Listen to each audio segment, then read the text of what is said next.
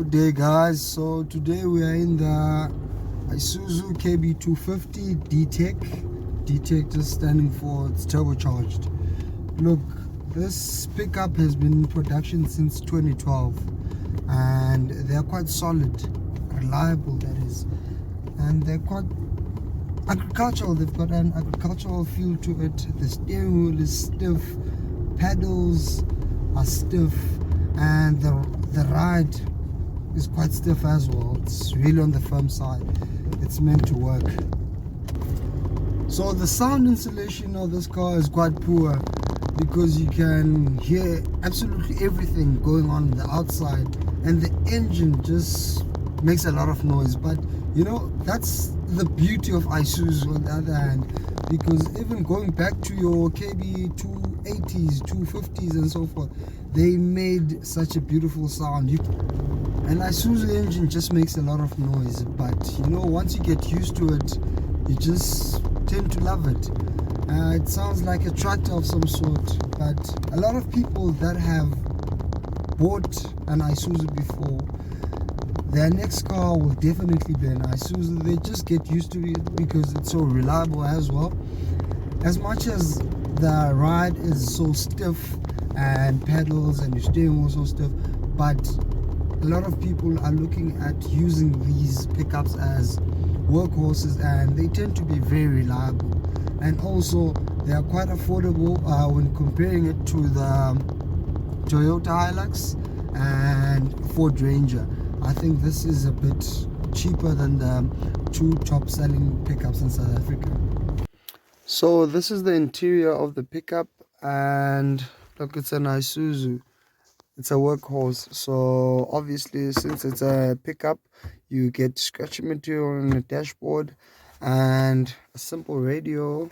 There's no infotainment system or anything like that, just a simple radio up front, and you also get two cabin holes over there, very tiny, but yeah, you can store your documents in them or anything that might fit in there.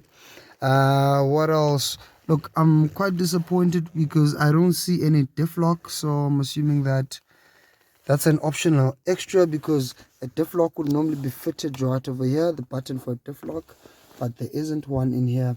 So it's also fitted with two tiny cup holders and a 5-speed gearbox. So the radio of this car has got your USB input over there. It also has auxiliary, and there's also Bluetooth. So if you had to go for a higher spec KB 250, which would be your X-Rider, you would have an infotainment system, which would be a 7-inch screen, touch screen. So that would look a bit more modern than what we currently have here. This is just ancient. Okay, so this is the front view of the Isuzu Kb 250. It's also fitted with a nudge bar at the front, and this is the side profile of it, which is also fitted with your running boards, which I think they're standard, and the tires which are used are 16-inch wheels, which are 245/70. So yeah, they can absorb a lot of bumps on the road. And yeah, as I said before, this pickup design is quite old now, so there's nothing new since 2012. And this is the rear view of the car, and one thing it's missing is the tow bar. I think every pickup should come with a tow bar from the manufacturer. So since this is the KB 250, that means it's got the 2.5 liter engine and it's turbocharged because it's a D-Tech. It actually has got a power of 100 kilowatts and a torque of 320 newton meters, which is not a lot. So when comparing performance with other brands such as your Hilux, Toyota Hilux and the Ford Ranger, the Hilux in fact has got a power output of 110 when comparing it with the 2.4 GD6. It's got power of 110 and 400 newton meters.